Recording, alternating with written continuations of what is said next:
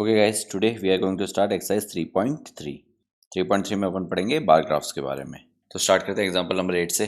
देखिए, 200 students of 6th and 7th class were asked to name their favourite colour so as to decide upon what should be the color of their school building.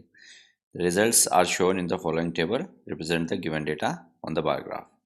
तो 200 student से पूछा गया कि आपका favourite colour कौन सा है और उस बेस पे स्कूल की बिल्डिंग का कलर किया जाएगा। तो डेटा कलेक्ट किया गया। तो देखिए, रेड कलर को 43 स्टूडेंट्स ने बोला, ग्रीन को 19 स्टूडेंट्स ने बोला, ब्लू 55 स्टूडेंट्स ने बोला एंड सो ऑन। अब आपसे बोला answer the following question with the help of bar graph. तो यहाँ पे आपको बार ग्राफ दिया हुआ है, which is the most preferred colour and which is the least preferred colour. Second part में पूछ रहा है how many colours are there in all, what are they. तो बड़ा ईजी क्वेश्चन है, ठीक है। अपन डिस्कस करते हैं कि बार ग्राफ बनाया कैसे। तो देखिए, एक्स एक्सेस पे तो मैंने कलर्स लिख लिए, जो जो कलर्स मुझे बनाने थे। तो ऊपर अगर आप टेबल में देखेंगे तो अपने पास 5 कलर्स हैं, तो यहाँ पे 5 कलर्स मैंने लिख लिए, red, green, blue, yellow, orange. अब आता है वाई एक्सेस। वाई एक्सेस पे मैंने लिखा 10, 20, 30, 40, 50 एंड 60। ये कैसे डिसाइड हुआ? इसे कहते हैं स्केल लेना, ठीक है। तो ये स्केल कैसे चूज़ किया गया उसको अपन डिस्कस करते हैं। देखिए, कभी भी किसी भी ग्राफ को बनाने के लिए स्केल कितना लिया जाए ये कैसे डिसाइड होता है। आप क्या करेंगे, जो लोएस्ट वैल्यू अवेलेबल है वो पिक करेंगे। तो यहाँ पे देखिए लोएस्ट वैल्यू क्या अवेलेबल है, 19 है, और मैक्सिमम वैल्यू जो अवेलेबल है वो पिक करेंगे। तो मैक्सिमम वैल्यू है 55। अब इसका मतलब ये है कि आपको जो डेटा रिप्रेजेंट करना है वो 19 से लेके 55 के बीच में रिप्रेजेंट करना है। अब आपको स्केल डिसाइड करना है, तो स्केल जितना पॉसिबल छोटा होगा उतना थोड़ा सा बेटर रहता है, ठीक है, क्योंकि डेटा प्रॉपरली विजुलाइज कर पाते हैं आप उस हिसाब से। तो यहाँ पे इन्होंने क्या डिसाइड किया कि अपन 10 का स्केल लेते हैं, और जो स्केल है वो जो लोएस्ट क्वांटिटी है उससे पहले से स्टार्ट होना चाहिए, क्योंकि अगर 19 के बाद स्टार्ट होगा तो आप 19 रिप्रेजेंट नहीं कर पाएंगे। तो 19 से पहले स्टार्ट होना चाहिए, और 55 के बाद एंड होना चाहिए। क्यों? क्योंकि हाईएस्ट डेटा भी रिप्रेजेंट करना है। तो जब स्केल उसके बाद एंड होगा तो आप 55 को भी रिप्रेजेंट कर पाएंगे। तो डिसाइड हुआ कि 10 का स्केल लिया जाता है। 10 का स्केल मतलब 1 जो यूनिट है वो 10 स्टूडेंट्स को रिप्रेजेंट करेगी, ठीक है। तो ये मेरा स्केल हो गया, 1 यूनिट फॉर 10 स्टूडेंट्स। ग्राफ के अंदर हमेशा स्केल लिखा जाता है। तो देखिए यहाँ पे ग्राफ के अंदर स्केल लिखा है, ठीक है। स्केल फिर आगे 1 यूनिट इक्वल्स टू 10 स्टूडेंट्स। अब 1 यूनिट क्या है, बेसिकली ये यहाँ से लेके यहाँ तक का डिस्टेंस 0 से 10 ये 1 यूनिट है, ठीक है। फिर 10 से 20 ये 1 यूनिट है, फिर 20 से 30 ये 1 यूनिट है, और ये हर एक यूनिट 10 स्टूडेंट्स को रिप्रेजेंट कर रही है। तो अब यहाँ पे देखिए कि 10 का स्केल लिया है। अब आपका जो ग्राफ पेपर होता है वो वर्टिकली काफ़ी लंबा होता है, तो आपको चाहिए तो आप 5 का स्केल भी ले सकते हैं, ठीक है। अब 10 का स्केल डिसाइड हो गया, तो वाई एक्सेस पे मैंने 0, 10, 20, 30, 40, 50, 60 इस तरह से मार्क कर दिया। 10 का स्केल है मतलब हर एक उसके अंदर 10-10 का गैप मैंने मार्क कर दिया। अब मैंने कलर्स मार्क कर दिए नीचे एक्स एक्सेस पे। अब मैं उनके बार ग्राफ्स बना रहा हूँ। रेड क्या है, 43। तो 43 कहाँ पे होगा, 43 कुछ यहाँ पे होगा। तो इस बार ग्राफ की हाइट 43 पे मैच करा दी मैंने। अब क्योंकि ये बार ग्राफ पेपर पे नहीं बना हुआ, ठीक है, तो एक अप्रॉक्सीमेटली मैंने यहाँ पे 43 मार्क किया है। बट जब आप एक्चुअली में बार्स ड्रॉ करेंगे तो आप ग्राफ पेपर पे ड्रॉ करेंगे तो वहाँ पे छोटे छोटे ऑलरेडी सब सेगमेंट्स किए हुए होंगे, यानी 40 और 50 के बीच में इस तरह से छोटे छोटे वो बना रखे होंगे। तो आप एग्जैक्टली 43 डिसाइड कर सकते हैं कि कहाँ पे होगा। तो इसी तरह से फिर मैंने ग्रीन वाला बनाया। अब देखिए, ग्रीन वाला 19 है एंड 20 से थोड़ा सा छोटा है, तो देखिए 20 से थोड़ा सा छोटा रख दिया। ब्लू वाला 55 है, तो 50 और 60 के बीच में आएगा 55। तो देखिए इसकी हाइट एग्जैक्टली इतनी है कि 50 और 60 के बीच में आ रहा है। तो इस तरह से मैंने बार्स ड्रॉ कर लिए। तो मेरा बार ग्राफ कंप्लीट हो गया इससे। अब मैं क्वेश्चंस को आंसर कर सकता हूँ। देखिए, पहले पार्ट में पूछा विच is the most preferred colour and which is the least preferred colour. तो मोस्ट प्रेफर्ड कलर मतलब जिसका बार सबसे ऊंचा है, लीस्ट प्रेफर्ड कलर मतलब जिसका बार सबसे नीचे है। देखिए, ग्रीन लीस्ट प्रेफर्ड है और ब्लू मोस्ट प्रेफर्ड है। ये चीज़ आप टेबल का डेटा देख के भी बता सकते हैं चाहिए तो, बट क्योंकि आपने ग्राफ बनाया है तो ग्राफ से भी आप बड़े इजीली देख के बता सकते हैं। अब आते हैं सेकंड पार्ट पे, how many colours are there in all. तो ये तो काउंट कर लीजिए बड़े इजीली। टोटल 5 कलर्स हैं। कौन से? Red, green, blue and yellow, orange. Okay, अब पिक करते हैं एग्जाम्पल नंबर 9। एग्जाम्पल नंबर 9 में अगेन देखिए आपको डेटा गिवन है, आउट ऑफ 600 टोटल मार्क्स हैं स्टूडेंट्स के। तो इस डेटा को आपको सबसे पहले तो बार ग्राफ पे रिप्रेजेंट करना है। एक्स एक्सेस पे तो मैं क्या रिप्रेजेंट करूँगा, नेम ऑफ स्टूडेंट्स रिप्रेजेंट कर दूंगा, ठीक है, अजय, बाली, दीप्ति, फैजान, गीतिका एंड हरी। और वाई एक्सेस पे मैं क्या रिप्रेजेंट करूँगा, मैं मार्क्स रिप्रेजेंट कर दूंगा। अब देखिए स्केल डिसाइड करना है कि मैं वाई एक्सेस पे क्या स्केल से मार्क्स को रिप्रेजेंट करूँगा। तो देखिए सबसे मिनिमम मार्क्स है मेरे 300 और सबसे मैक्सिमम मार्क्स है मेरे 540। क्लियर है, यानी जो मेरा स्केल है वो 300 से नीचे से स्टार्ट होना चाहिए और 540 के ऊपर तक जाना चाहिए। तो लेट्स सी। तो देखिए यहाँ पे स्केल किस तरह से डिसाइड किया गया कि 1 यूनिट जो है वो 100 मार्क्स को रिप्रेजेंट करेगा, यानी 0 से 100 के बीच में जो डिस्टेंस है वो 1 यूनिट का है और वो रिप्रेजेंट कर रहा है 100 मार्क्स को। तो जब मैंने 100 का स्केल डिसाइड किया तो देखिए मैंने 600 तक ड्रॉ किया। 600 तक क्यों, क्योंकि जो मेरा मैक्सिमम मार्क्स थे 540 थे, तो मेरा स्केल उसके ऊपर एंड होना चाहिए ताकि मैं उसको रिप्रेजेंट कर सकूं। और 0, 100, 200 इस तरह से स्टार्ट हुआ है, तो मेरे मिनिमम मार्क्स हैं वो भी कवर हो गए। और उसके बाद मैंने यहाँ पे बार्स बना दिए, ठीक है। तो यहाँ पे बार के अंदर ही नाम लिख दिया, आपको चाहिए तो आप यहाँ पे नीचे भी लिख सकते हैं, ठीक है। और बार ग्राफ्स की हाइट कैसे डिसाइड होती है वो आपको मालूम ही है कि जिसके जितने मार्क्स हैं लेफ्ट हैंड साइड पे वाई एक्सेस पे वो उसके इक्विवेलेंट हाइट पे होना चाहिए। इजी है। अब नेक्स्ट टॉपिक है अपना डबल बार ग्राफ। तो इससे पहले अपन जो डेटा था एक ग्राफ पे एक ही डेटा रिप्रेजेंट कर रहे थे, अब अपन एक ग्राफ पे दो टाइप का डेटा रिप्रेजेंट करेंगे और उसको दो बार्स से बनाएंगे। अब दो बार को डिफ्रेंशिएट करने के लिए आप क्या करेंगे, एक बार को तो शेड कर देंगे और एक बार को अनशेडेड रहने देंगे, ठीक है। और अगर आपके पास कलर है तो आप कलर भी यूज़ कर सकते हैं, जैसे एक को रेड कलर कर दिया, एक को ग्रीन कलर कर दिया, ठीक है। मतलब दोनों में डिफ्रेंशिएशन होना चाहिए, कुछ देखते ही मालूम चलना चाहिए कि ये दो अलग अलग बार ग्राफ्स हैं और अलग अलग डेटा को रिप्रेजेंट कर रहे हैं। तो एक डबल बार ग्राफ का एग्जाम्पल देख लेते हैं। उसके लिए देखिए यहाँ पे दो टेबल्स गिवन है। दो टेबल्स रिप्रेजेंट क्या कर रही हैं, दो टेबल्स रिप्रेजेंट कर रही हैं कि दो सिटीज़ में सनशाइन का टाइम क्या है, ठीक है। क्योंकि सनशाइन क्या होता है, सर्दियों में कम रहता है और गर्मियों में ज़्यादा हो जाता है, तो इस तरह से वेरिएशंस होते हैं। तो दो सिटीज़ का मेरे पास डेटा गिवन है। तो जनवरी में देखिए यहाँ पे 2 आवर्स सनशाइन रहता है और दूसरी सिटी में 1.5 ही रहता है, ठीक है। तो फरवरी में यहाँ पे 3 1/4 रहता है, बट फरवरी में यहाँ पे 3 रहता है। तो इन दोनों डेटा को, यानी दोनों सिटीज़ की डेटा को अपन एक ही बार ग्राफ में रिप्रेजेंट करेंगे। तो अब आती है स्केल की बात। तो देखिए स्केल में अगेन आपको वही करना है, सबसे पहले मिनिमम क्वांटिटी देख लीजिए और मैक्सिमम क्वांटिटी देख लीजिए। तो देखिए ये 1.5 है, 1/2 इज़ 1.5। इससे छोटा आई डोंट थिंक कोई कुछ है, तो सबसे लीस्ट क्वांटिटी ये है और सबसे हाईएस्ट क्वांटिटी आई थिंक ये है 7/3/4, ठीक है। 7/3/4 का मतलब है 7.75।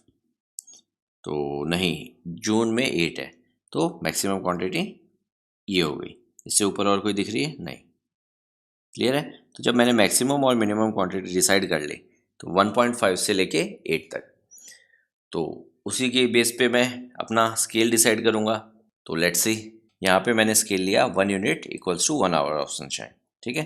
यानी मेरा एक यूनिट 1 आवर को रिप्रेजेंट कर रहा है। एक सिटी को तो मैंने वाइट कलर किया और दूसरे सिटी को मैंने ग्रे कलर किया।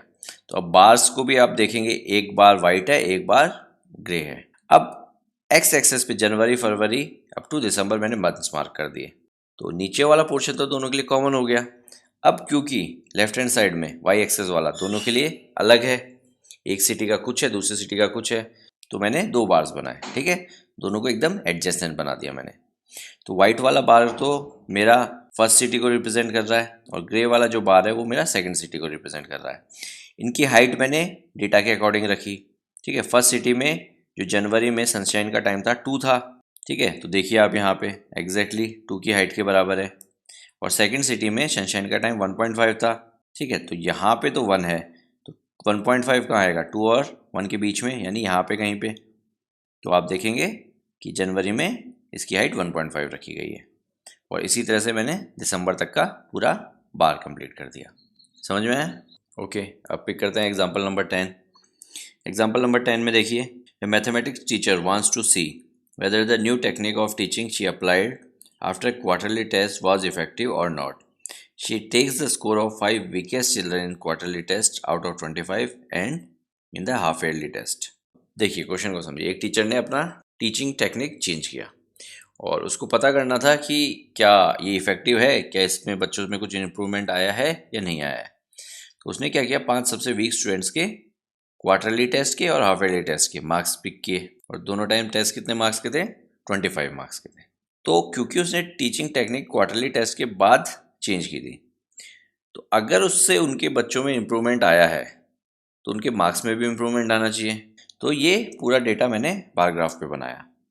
तो देखिए, एक्स एक्सेस पे तो मैंने स्टूडेंट्स के नाम लिख लिए, और मैंने क्वार्टरली को तो वाइट कलर से मार्क कर दिया, और हाफ ईयरली वाले मार्क्स को मैंने ग्रे कलर से मार्क कर दिया। ठीक है, यानी मैंने दोनों बार्स के लिए डिस्टिंग्विश कर दिया कि कौन सा बार किसको रिप्रेजेंट करेगा। और फिर मैंने स्केल डिसाइड किया। स्केल देखिए कैसे डिसाइड करेंगे, मिनिमम मार्क्स कितने हैं, 9 है, और मैक्सिमम मार्क्स कितने हैं, 21 है। तो इस हिसाब से मैंने स्केल 5 डिसाइड किया, यानी 1 यूनिट मेरा 5 मार्क्स को रिप्रेजेंट करेगा। तो मैंने यहाँ पे स्केल मार्क कर दिया या स्केल मेंशन कर दिया। अब देखिए, क्योंकि क्वार्टरली के बाद टेक्निक अप्लाई की थी, तो मैंने क्वार्टरली एंड हाफ ईयरली वाले सारे बार ग्राफ्स एक साथ बनाए हैं। तो देखिए, क्वार्टरली में आशीष के मार्क्स थे 10, तो मैंने वाइट वाला 10 तक बना दिया। फिर हाफ ईयरली में उसके मार्क्स थे 15, तो मैंने ग्रे वाला 15 तक बना दिया। और इसी तरह से अरुण के क्वार्टरली में थे 15 और हाफ ईयरली में थे उसके 18, तो दोनों मैंने इस तरह से बना दिए। तो अब आप देखेंगे हर एक केस में जो ग्रे वाला ग्राफ है वो वाइट वाले ग्राफ से ज़्यादा है, यानी हर एक स्टूडेंट के क्वार्टरली में जितने मार्क्स आए थे हाफ ईयरली में उससे ज़्यादा मार्क्स आए हैं, यानी वो जो टीचिंग टेक्निक थी वो इफ़ेक्टिव है, तभी तो हर एक बच्चे ने इम्प्रूवमेंट शो किया है। ठीक है, तो इसको आप प्रॉपरली यहाँ पे जिस तरह से एक्सप्लेन करके स्टेटमेंट लिखे हुए हैं उस तरह से लिख सकते हैं और ग्राफ ड्रॉ कर सकते हैं। ठीक है, she drawers the adjoining bar graph table, जो अपन ने ड्रॉ कर लिया और उसको समझ भी लिया। फाइंड से marks improvement in most of the students, यहाँ पे मोस्ट ऑफ द नहीं, इन ऑल द स्टूडेंट्स है। ठीक है, क्योंकि कोई भी स्टूडेंट ने अपने प्रीवियस मार्क्स से डिक्रीज नहीं किया है, तो all the student shows the improvement. The teacher decide that she would continue to use the new technique, तो उसने डिसाइड किया कि ये न्यू टेक्निक जो है वो कंटिन्यू करेगी, क्योंकि हर एक बच्चा इंप्रूवमेंट शो कर रहा है। ओके, अब पिक करते हैं एक्सरसाइज 3.3। देखिए, यूज़ द बार ग्राफ जो आपको 3.3 में दिया हुआ है। तो फिगर 3.3 ये रही, और आपको इस बार ग्राफ से क्वेश्चंस को आंसर करना है। तो देखिए, which is the most popular pet. तो अगर आप ग्राफ को स्टडी करेंगे, एक्स एक्सेस पे पेट्स के नेम है और वाई एक्सेस पे स्टूडेंट्स हैं जो उस पेट्स को लाइक करते हैं, यानी डॉग्स कितने स्टूडेंट लाइक करते हैं, कैट कितने स्टूडेंट लाइक करते हैं। तो which is most popular pet, तो सबसे ज़्यादा देखेंगे आप बार ग्राफ की हाइट किसकी है, कैट की है। ठीक है, तो cat is the most popular pet according to this bar graph. How many students have dog as a pet, तो डॉग कितने स्टूडेंट्स के पास है। तो देखिए, बार ग्राफ की हाइट देख लीजिए, डॉग वाला बार ग्राफ जो है वो हाइट 8 तक जा रहा है, यानी टोटल 8 स्टूडेंट्स के पास डॉग्स हैं। ओके, अब आते हैं क्वेश्चन नंबर 2 पे। क्वेश्चन नंबर 2 में अगेन देखिए, आपको फिगर 3.4 यूज़ करनी है, ये वाला बार ग्राफ। और ये बार ग्राफ क्या रिप्रेजेंट कर रहा है कि बुक स्टोर में कितनी बुक्स सेल हुई कौन से ईयर में। तो 1989 में कितनी हुई, 1990 में कितनी हुई, 1991 में कितनी हुई, एंड सो ऑन। तो अब देखिए क्वेश्चंस को आंसर करते हैं। About how many books were sold in 1989, 1990 and 1992, यानी इन 3 ईयर्स में कितनी बुक्स सेल हुई हैं टोटल। तो देखिए, मैं क्या करता हूँ, लाइंस ड्रॉ कर लेता हूँ। ठीक है, यहाँ से मैंने, तो अब देखेंगे 1989 में जो ग्राफ है वो 200 से थोड़ा कम है, बट आप देखेंगे कि वो 100 एंड 200 का मिड पॉइंट जो है, मिड पॉइंट अगर मैं यहाँ पे कहीं पे मानता हूँ, ठीक है, ये वाला मेरा मिड पॉइंट है, तो मिड पॉइंट से ऊपर है, यानी 100 एंड 200 का मिड पॉइंट होता है 150, तो मिड पॉइंट से भी ऊपर है, यानी 150 एंड 200 के बीच में है। तो मैं एक अप्रॉक्स वैल्यू मुझे बतानी है, क्योंकि इसका कुछ एग्जैक्ट आंसर तो हो नहीं सकता, क्योंकि जो बार ग्राफ है उस पर जो स्केलिंग है वो उतनी छोटी नहीं है कि अपन एग्जैक्ट वैल्यू बता सकें। तो मैंने एक अप्रॉक्स वैल्यू बतानी है, तो 1989 के लिए मैं बोल देता हूँ कि अप्रॉक्स 179 बुक्स सेल हुई हैं। क्लियर है। अब आते हैं 1990 पे, अगेन देखेंगे 400 एंड 500 के बीच में है, बट मिड पॉइंट से थोड़ा सा ऊपर लग रहा है, क्योंकि मिड पॉइंट अगर मैं यहाँ पे मानता हूँ या इसको थोड़ा सा ऊपर कर लूँ तो मिड पॉइंट से ऊपर है, तो 400 एंड 500 का मिड पॉइंट होगा 450, तो 450 से ऊपर है, तो इसके लिए मैं बोल देता हूँ 475। अब आते हैं 1992 पे। अब देखिए 1992 जो मिड पॉइंट अगर मैं मानता हूँ, लेट सपोज इसको मैं मिड पॉइंट डालता हूँ, तो मिड पॉइंट से थोड़ा सा नीचे है, बट मिड पॉइंट के काफ़ी क्लोज है। ठीक है, तो अगर आपको चाहिए तो आप 230, 240 कुछ भी बोल सकते हैं, ठीक है। तो मैं क्या बोल देता हूँ, लेट्स सपोज ये 235 है। क्लियर है। तो अगर कोई बच्चा इसका आंसर 240 लिखता है तो वो भी करेक्ट माना जाएगा, कोई 230 लिखता है तो वो भी करेक्ट माना जाएगा, ठीक है। यानी अप्रॉक्सीमेटली आपका क्लोज फिगर होना चाहिए। अब ऐसा नहीं है कि आप 230 की जगह 430 लिख सकते हैं, वो गलत माना जाएगा। बट ऑन एन एवरेज अगर आपका answer close to the answer है तो वो सारे करेक्ट माने जाएंगे इस केस में। अब उसके बाद सेकेंड पार्ट में पूछ रहा है, in which year were about 475 books sold. तो अभी अपन ने निकाला था, ठीक है, 1990 का अपन ने आंसर कितना लिखा था, 475 ही लिखा था। तो अपना आंसर होगा 1990। इन 1990 approx 475 books were sold. And 225 का भी अपन ने अभी निकाला था, ठीक है, जिसका आंसर अपन ने 235 लिखा था। तो उसको आप 225 भी लिख सकते हैं, क्योंकि 235 225 के काफ़ी क्लोज है। तो 1992 के अंदर अपन बोल सकते हैं कि 225 बुक्स वर सोल्ड। क्लियर है। उसके बाद आते हैं थर्ड पार्ट पे, in which year were fewer than 250 books sold. यानी 250 से कम बुक्स कौन सी ईयर में सेल हुई है। तो ग्राफ को दोबारा देखिए, 250 की एक लाइन बना लीजिए। 250 है कहाँ पे, 200 और 300 के बीच में है। तो यहाँ पे मैंने 250 की एक लाइन बना ली। अब देख लीजिए इस लाइन के नीचे नीचे कौन से बार्स हैं, एक तो 1989 का है और एक 1992 का है। यानी 1989 एंड 1992 ये आपके आंसर्स हो जाएंगे। तो 2 ईयर्स होंगे जहाँ पे 250 से कम बुक्स सेल हुई हैं। अब फोर्थ पार्ट आते हैं, can you explain how you would estimate the number of books sold in 1989। तो अब आपको एक्सप्लेन करना है कि 1989 में कितने बुक्स सेल हुई थी। तो आपने कैसे एस्टिमेट किया, अगेन देखिए, आपने एक लाइन बनाई यहाँ पे वाई एक्सेस की तरफ कि वो वाई एक्सेस को कहाँ पे कट कर रही है, और वाई एक्सेस में जहाँ पे कट कर रही है तो उन दो स्केल के बीच में आपने उनका सेंटर पॉइंट बना लिया। तो 200 और 100 का सेंटर पॉइंट है 150, तो 150 से ऊपर है और 200 से नीचे है, तो अपन ने उसका मिड पॉइंट ले लिया 175। तो इस तरह से अपन ने डिसाइड किया कि 1989 में कितने बुक्स सेल हुई थी। ओके, अब पिक करते हैं question number 3। The number of children in 6 different classes are given below, represent the data on the bar graph. तो अलग अलग क्लास में कितने बच्चे हैं वो आपको डेटा गिवन है, उसका आपको बार ग्राफ बनाना है। तो सबसे पहले बार ग्राफ के लिए स्केल अपने को चूज़ करना पड़ेगा। तो स्केल कैसे चूज़ करेंगे, देखिए सबसे लोवेस्ट जो वैल्यू है 95 एंड सबसे हाईएस्ट वैल्यू 135। तो अपना जो स्केल है वो इन दोनों को कवर करना चाहिए। तो लेट्स सी द ग्राफ। देखिए मैंने यहाँ पे स्केल 10 का चूज़ किया है, ठीक है, 0, 10, 20 अप टू 150, क्योंकि जो मेरा हाईएस्ट डेटा था वो 135 था, तो 150 की जगह 140 तक भी करते तो चल जाता। और 10 का स्केल मैंने इसलिए चूज़ कर पाया क्योंकि एक्चुअली में जो बार ग्राफ का अगर आपने पेपर देखा है उसकी लेंथ ज़्यादा होती है और उसकी विड्थ कम होती है। तो अगर आप पेपर को वर्टिकली रख के बनाएंगे तो आप वाई एक्सेस को थोड़ा सा ज़्यादा लंबा बना सकते हैं। बट अगर आपके पास पेपर की साइज़ छोटी है तो आप स्केल को उसके अकॉर्डिंग एडजस्ट कर सकते हैं। यानी 1 सेंटीमीटर इक्वल टू 10 चिल्ड्रन लिया है मैंने, आप चाहिए तो 1 सेंटीमीटर इक्वल टू 20 चिल्ड्रन भी ले सकते हैं। क्लियर है। तो अब देखिए ग्राफ को। तो देखिए 5th क्लास में मेरे पास 135 स्टूडेंट्स हैं। तो अगर आप देखेंगे फर्स्ट बार को तो ये वाई एक्सेस पे 130 और 140 के बीच में कहीं पे जाके कट करेगा, तो 135। उसके बाद 6th क्लास में मेरे पास 120 स्टूडेंट्स हैं, ठीक है। तो आप स्ट्रेट लाइन ड्रॉ करके देखिए 6th क्लास में एग्जैक्टली 120 स्टूडेंट्स हैं, बार के अकॉर्डिंग देख सकते हैं आप। फिर 7th क्लास में 95, यानी 100 और 90 के बीच में कहीं जाना चाहिए। तो देखिए क्लियर है। तो इस तरह से मैंने हर एक क्लास का डेटा ड्रॉ कर दिया।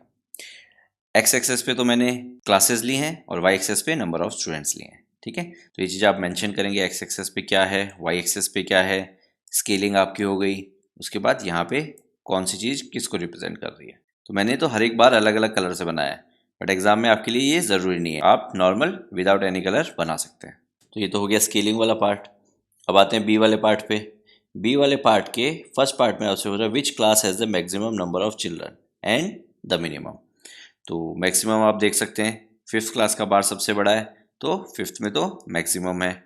और मिनिमम के लिए देखिए 10th क्लास का जो बार है वो सबसे छोटा है, तो 10th क्लास में मिनिमम स्टूडेंट्स हैं। और ये सेम चीज़ आप टेबल से भी वेरीफाई कर सकते हैं। देखिए 5th क्लास में सबसे ज़्यादा स्टूडेंट है और 10th क्लास में सबसे कम स्टूडेंट्स हैं। अब इसी के बी के सेकंड पार्ट में देखिए question number 3 b part, b का second part, find the ratio of the students of class 6 to the students of class 8। यानी 6th और 8th स्टूडेंट्स के क्लास का रेशियो फाइंड आपको करना है। तो देखिए 6th क्लास में मेरे पास 120 स्टूडेंट्स हैं, ठीक है, तो 120/100, 8th क्लास में 100 है, तो देखिए एक 0 से एक 0 गया, अब 2 से अगर काटेंगे तो 6 2 12 एंड 5 2 10, तो ये हो गया 6 एंड 5, तो ये हो गया 6/5। अब कभी भी ध्यान रखिए रेशो लिखते वक्त 6/5 यानी 6:5, रेशो इस तरह से लिखा जाता है। फिर आप एक स्टेटमेंट लिख देंगे, ratio of class 6 and class 8 student is 6:5। Clear है? ओके, अब पिक करते हैं क्वेश्चन नंबर 4। क्वेश्चन नंबर 4 में देखिए आपको परफॉर्मेंस दे रखी है स्टूडेंट्स की फर्स्ट टर्म में और सेकंड टर्म में, अलग अलग सब्जेक्ट्स में। तो आपको डबल बार ग्राफ बनाना है, एक बार होगा फर्स्ट टर्म का, दूसरा बार होगा सेकंड टर्म का। और डबल बार ग्राफ किस लिए बनाया जाता है जनरली? ताकि आप दोनों चीज़ों को एक साथ देख के कंपेयर कर सकें। ठीक है, तो देखिए एक्स एक्सेस पे तो सब्जेक्ट्स आ जाएंगे और वाई एक्सेस पे मार्क्स आ जाएंगे। अब स्केलिंग लेनी है अपने को, तो देखिए सबसे मिनिमम मार्क्स कितने हैं? 65 है आई थिंक, और मैक्सिमम 88, नहीं 95 भी है उसके ऊपर। तो let's see the bar graph. तो देखिए बार ग्राफ में मैंने स्केलिंग किस तरह से ली है, मैंने 1 सेंटीमीटर को 10 मार्क्स के इक्वल लिया है। क्लियर है? तो 0 10 20 अप टू 100 मैंने मार्क कर दिया। अब येलो कलर से तो मैंने फर्स्ट टर्म के मार्क्स को रिप्रेजेंट किया है, तो वो मैंने यहाँ पे मेंशन कर दिया, और सेकंड टर्म के लिए मैंने ग्रीन कलर यूज़ किया है। तो आपके पास अगर एग्जाम में अगर कलर ना हो तो आप एक को तो शेडेड कर दीजिए और एक को अनशेडेड रहने दीजिए। ठीक है, तो यहाँ पे बॉक्स बना दीजिए, शेडेड वाले के सामने सेकंड टर्म लिख दीजिए, अनशेडेड वाले के सामने फर्स्ट टर्म लिख दीजिए। ठीक है, कलर्स यूज़ करना कोई कंपलसरी नहीं है। अब क्योंकि एक्स एक्सेस पे सब्जेक्ट्स हैं तो सब्जेक्ट्स के नाम लिख दिए, और यहाँ पे एरो बना के सब्जेक्ट्स लिख दिया, और वाई एक्सेस पे मार्क्स हैं तो यहाँ पे मार्क्स लिख दिया। अब देखिए डेटा के अकॉर्डिंग फर्स्ट टर्म में इंग्लिश में मार्क्स थे 67, तो देखिए यहाँ पे 67, और सेकंड टर्म में थे 70, तो ये 70। उसी तरह से हिंदी में देखिए 72 मार्क्स थे फर्स्ट टर्म में, तो देखिए 70 से ऊपर थोड़ा सा, और सेकंड टर्म में थे 65, यानी 60 और 70 के बीच में, तो ये देखिए। क्लियर है? तो इस तरह से मैंने सारे बार्स ड्रॉ कर दिए, और सारे बार पेयर में ड्रॉ किए हुए हैं। देखिए इंग्लिश के ये दोनों, हिंदी के ये दोनों, मैथ्स के ये दोनों, साइंस के ये दोनों, सोशल साइंस के ये दोनों, और जो भी पेयर हैं उनके बीच में एक गैप है। तो अब आते हैं क्वेश्चंस पे, क्या क्या पूछा है, लेट्स सी। फर्स्ट पार्ट में पूछा है in which subject has the children improved his performance the most. तो सबसे ज़्यादा इंप्रूवमेंट कौन से सब्जेक्ट में हुई है? ठीक है, तो देखिए इम्प्रूवमेंट का मतलब पहले कम थे फिर ज़्यादा हो गया। तो देखिए एक इम्प्रूवमेंट तो यहाँ पे हुई है, यहाँ पे तो इम्प्रूवमेंट ही नहीं हुई, यहाँ पे एक इम्प्रूवमेंट हुई है, और यहाँ पे भी थोड़ी सी इम्प्रूवमेंट हुई है, और यहाँ पे भी। तो अब आप डिफरेंस देखिए, ठीक है, कि सबसे ज़्यादा डिफरेंस किस में है। तो आप क्लियरली देख सकते हैं कि मैथ्स में पहले वाले और सेकंड वाले बार में, यानी फर्स्ट टर्म और सेकंड वाले टर्म में जो डिफरेंस है, ये वाला अगर आप देखेंगे ये सबसे ज़्यादा है। और ये चीज़ टेबल से भी अगर आप चाहिए तो वेरीफाई कर सकते हैं। देखिए 88 एंड 95 डिफरेंस कितना है? 7 का है। बाकी किसी में भी डिफरेंस 7 से कम है। तो सबसे ज़्यादा इंप्रूवमेंट किस में हुई है? मैथ्स में हुई है। तो फर्स्ट वाले पार्ट का आंसर हो गया मैथ्स। सेकेंड वाला पार्ट देखिए, in which subject is the improvement least. तो सबसे कम इम्प्रूवमेंट किस में हुई है? तो देखिए बारग्राफ में सोशल साइंस को अगर आप ऑब्जर्व करेंगे तो यहाँ पे डिफरेंस सबसे कम है, ठीक है, दोनों बार के बीच में। और इसी चीज़ को यहाँ पे एक्चुअल डेटा से वेरीफाई कर लेते हैं। देखिए 73 और 75 इम्प्रूवमेंट कितने का है? 2 मार्क्स का है। इंग्लिश में इम्प्रूवमेंट देखिए 67 एंड 70 3 मार्क्स का इम्प्रूवमेंट है, ठीक है। और साइंस में देखिए 4 मार्क्स का इम्प्रूवमेंट है, और मैथ्स में तो सबसे ज़्यादा है ही, तो सबसे कम इम्प्रूवमेंट सोशल साइंस में है। क्लियर है? तो सेकेंड का आंसर हो गया सोशल साइंस। थर्ड वाला देखिए, has the performance gone down in any subject. क्या किसी सब्जेक्ट में परफॉर्मेंस डाउन भी गई है, यानी इंप्रूवमेंट हुआ ही नहीं है? तो देखिए बारग्राफ में अपन ने डिस्कस किया था, हिंदी वाले में कोई इंप्रूवमेंट नहीं हुआ है, उल्टा डिक्रीज हुए हैं मार्क्स। तो थर्ड वाले का आंसर हो गया हिंदी। ओके, अब पिक करते हैं क्वेश्चन नंबर 5। क्वेश्चन नंबर 5 में देखिए, consider this data collected from A survey of A colony. तो आपको एक कॉलोनी में एक सर्वे किया गया कि किसको कौन सा स्पोर्ट्स पसंद है, ठीक है। तो वॉचिंग एंड पार्टिसिपेटिंग, यानी कुछ लोग हैं जो सिर्फ देखते हैं, कुछ हैं जो पार्टिसिपेट भी करते हैं। तो क्रिकेट 1240 लोग देखते हैं और 620 लोग पार्टिसिपेट भी करते हैं। बास्केटबॉल 470 लोग देखते हैं एंड 320 पार्टिसिपेट भी करते हैं, एंड सो ऑन। तो फर्स्ट वाले पार्ट में देखिए, draw a double bar graph choosing an appropriate scale, what do you infer from the bar graph. तो सबसे पहले बार ग्राफ बनाना है और फिर आपने बार ग्राफ से क्या कंक्लूजन निकाला वो बताना है आपको। तो देखते हैं बार ग्राफ। तो देखिए वॉचिंग वाले के लिए मैंने ये कलर यूज़ किया है और पार्टिसिपेंट वाले के लिए मैंने ये कलर यूज़ किया है। और स्केल मैंने कितना लिया है 1 सेंटीमीटर इक्वल्स टू 100 पीपल। ठीक है, स्केल मैंने कैसे डिसाइड किया, जो मेरे पास डेटा अवेलेबल था उसके बेस पे। तो देखिए मिनिमम मेरे पास जो था वो 105 था और मैक्सिमम 1240 था, तो मैंने स्केल 100 का रखा क्योंकि मुझे सारा ही कुछ कवर करना था। तो अब फर्स्ट पार्ट में बार ग्राफ तो अपन ने बना लिया, बट उसके बाद अपन से एक चीज़ और पूछिए, what do you infer from the bar graph. तो बार ग्राफ देख के अपन क्या बता सकते हैं, बार ग्राफ देख के अपन बोल सकते हैं कि सबसे ज़्यादा लोग क्रिकेट को देखना और उस पर पार्टिसिपेट करना पसंद करते हैं, और एथलेटिक्स वाले गेम्स जो होते हैं जैसे running, jumping, shot put throw, javelin throw, जिसमें इंडिविजुअली आप पार्टिसिपेट करते हैं, उसमें सबसे कम लोग उसको देखना और उसको पार्टिसिपेट करना पसंद करते हैं। क्लियर है। अब आते हैं सेकंड पार्ट पे, which sport is the most popular. तो आप क्लियरली देख सकते हैं cricket is the most popular, सबसे बड़ा बार ग्राफ उसी का है। अब थर्ड पार्ट में, which is most preferred, watching और पार्टिसिपेटिंग इन स्पोर्ट्स। यानी क्वेश्चन को समझिए, पार्टिसिपेटिंग और वाचिंग, तो दोनों में से पॉपुलर कौन है। तो आप देखिए हर एक स्पोर्ट्स को अगर आप ऑब्जर्व करेंगे तो वॉचिंग वाला जो बार है वो पार्टिसिपेटिंग वाले बार से ज़्यादा है, यानी ज़्यादा लोग वॉच करना पसंद करते हैं इंस्टेड ऑफ पार्टिसिपेट। तो अपना आंसर होगा वॉचिंग स्पोर्ट्स। ओके, अब पिक करते हैं क्वेश्चन नंबर 6। क्वेश्चन नंबर 6 में देखिए, take the data giving the minimum and maximum percentage of various cities given in the beginning of this chapter, table 3.1, plot a double bar graph using the data and answer the following questions. तो देखिए सबसे पहले ये जो अपने को bar graph बनाना है वो टेबल 3.1 से बनाना है। इस चैप्टर के स्टार्टिंग में अगर आप देखेंगे तो टेबल 3.1 आपको ढूंढनी पड़ेगी और उस डेटा से आपको बार ग्राफ बनाना है। तो मैं टेबल 3.1 खोल देता हूँ आपके लिए फटाफट।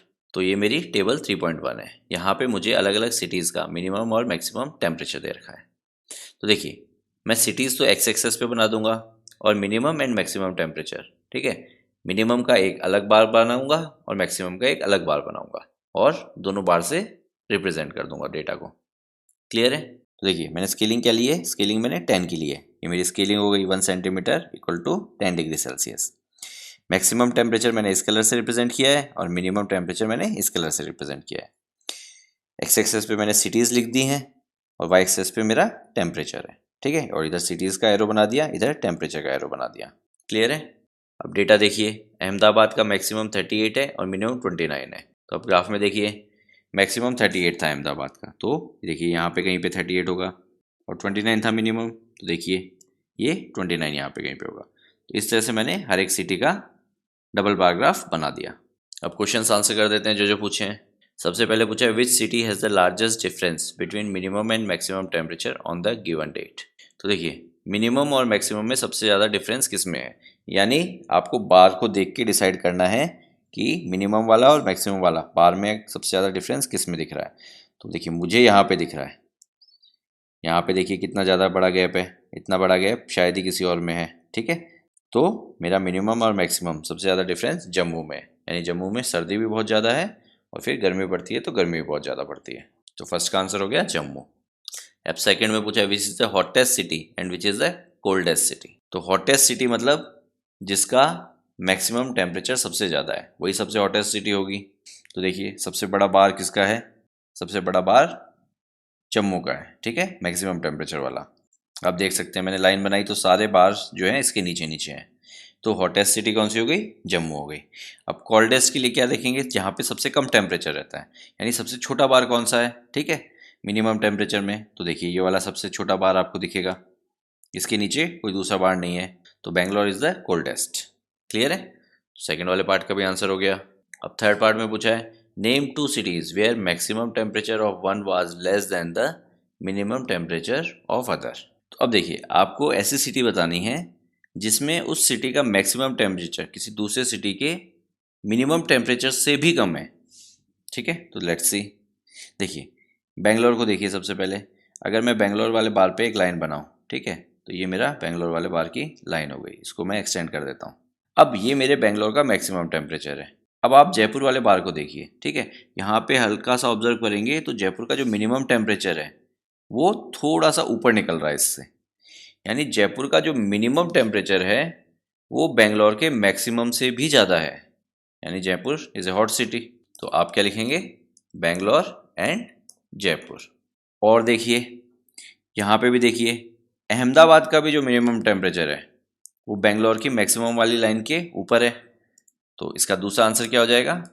बेंगलोर एंड अहमदाबाद। ठीक है, यानी अहमदाबाद का जो मिनिमम टेम्परेचर है वो बेंगलोर के मैक्सिमम टेम्परेचर से भी ज़्यादा है। तो Ahmedabad is also a hot city. Clear है? तो इस वाले के दो आंसर्स होंगे, एक ये और एक ये, एक Bangalore and Jaipur, second Bangalore and Ahmedabad. अब पिक करते हैं fourth part. Name the city which has least difference between its minimum and the maximum temperature, यानी ऐसी सिटी जिसमें टेम्परेचर वेरिएशन ज़्यादा नहीं है, वहाँ पे ऑलमोस्ट सेम जैसा टेम्परेचर रहता है, यानी मैक्सिमम टेम्परेचर और मिनिमम टेम्परेचर दोनों में डिफरेंस बहुत कम है। तो देखिए यहाँ पे मुझे सबसे कम डिफरेंस दिख रहा है। ठीक है, बाकियों को भी देख लीजिए फटाफट सरसरी नज़र से। यस, मुंबई में ही सबसे कम वेरिएशन है। ठीक है, तो फोर्थ वाले पार्ट का आंसर होगा मुंबई। क्यों? क्योंकि यहाँ पे मैक्सिमम और मिनिमम टेम्परेचर में सबसे कम डिफरेंस है। और ये चीज़ें आप डेटा से भी वेरीफाई कर सकते हैं अगर आपको कहीं ग्राफ में डाउट हो रहा हो तो। कैसे? देखिए, मुंबई के मैक्सिमम और मिनिमम में डिफरेंस कितना है? 5 है। बाकी ऊपर डिफरेंस निकाल के देख लीजिए, किसी में भी 5 से कम नहीं रहेगा, सब में 5 से ज़्यादा ही रहेगा। तो इसी के साथ ये एक्सरसाइज फिनिश होती है। एंड प्लीज़ अपने आप को एनसीईआरटी तक लिमिटेड मत रखिए, एक्स्ट्रा बुक से प्रैक्टिस कीजिए। और कहीं पे भी कोई डाउट आता है तो please let us know, we will try to help you out. Okay, see you in the next video. Amyo Mentoring. Make a difference. Hereby students can contact us for group and individual mentoring session. Our location is mentioned in video description. Others can contact us for online classes, online doubt clearing sessions, and for other online videos which are not publicly available on YouTube. Thank you.